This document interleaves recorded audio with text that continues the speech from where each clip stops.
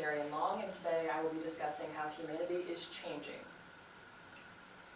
So my thesis is there is no set definition of human because it is collectively changing and will continue to do so even when what was human to us is completely different than what it will be thousands of years from the future.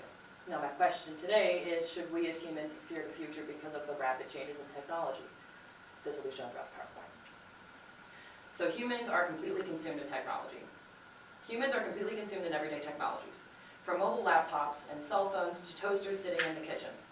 Technology is created to ease everyday activities, to ease what people do, such as mobile laptops. Now we can bring them with us instead of having to sit there. Even before that, we don't have to sit in a library anymore and look through books. Now we can get on our laptops and simply search the internet on Google for anything that we could possibly imagine. So that's just one example. Another example is how we have the internet at our fingertips on our smartphones. That wasn't here 50 years ago. So humans are consumed with technology continued. There are studies that have shown what the effects would be if technology was taken away from people's everyday lives. Specifically, a college student might be unable to turn in their midterm paper and then thus fail that paper, thus maybe failing out of school, or even higher circumstances such as banks losing everything. If everything was being monitored electronically, that would result in complete loss of everybody's money, maybe even resulting a drop in the stock markets, and possibly even a recession. We as humans come to a realm that without technology, we would fail and fall throughout a downward spiral and essentially fail as a species. Our lifestyle has changed immensely in the past 100 years when it comes to technology. This is also shown through laptops that we can now carry with us, even mobile phones. Back then it was just rotary phones. Back then we didn't even have computers, not even desktop computers. And so that can be shown there. So the internet wasn't really a thing back 100 years ago, a century ago. So technology is growing. Although our technology is very powerful, we are still far from perfecting it. Ariana Cha explains this very well in this quote. But when it comes to general knowledge, scientists have struggled to create a tech that can do as well as a 4-year-old human on a standard IQ test.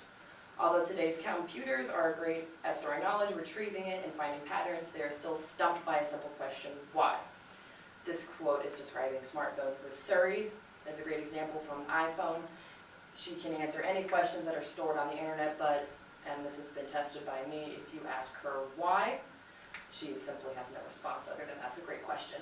I tried it before I came in here, and noticed I said her and not it, because everyone refers to Siri as a her, even though it is not a human, but we kind of conceive her to be that. So symbolism, so to do some more research on this, I did my research in this book, The Time Machine by H.G. Wells. In this book, there are 2 different kinds of creatures and only 2 different kinds of creatures.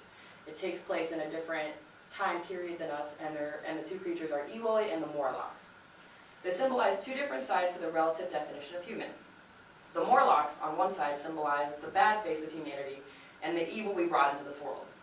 The Eloi symbolize the laziness and the pleasant side of the current human race.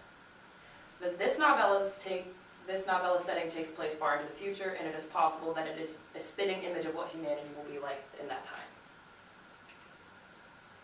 So my conclusion is humanity is changing very rapidly and will continue to do so throughout the years to come.